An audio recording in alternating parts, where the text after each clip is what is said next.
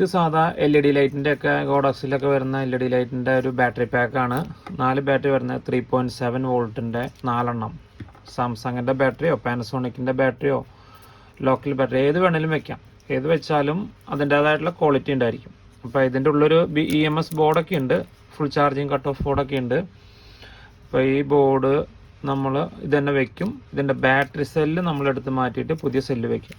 അപ്പോൾ ഇത്തരത്തിലൊരു cell replace ചെയ്യുന്ന ഒരു വീഡിയോ ആണ് ഇന്ന് ചെയ്യുന്നത്.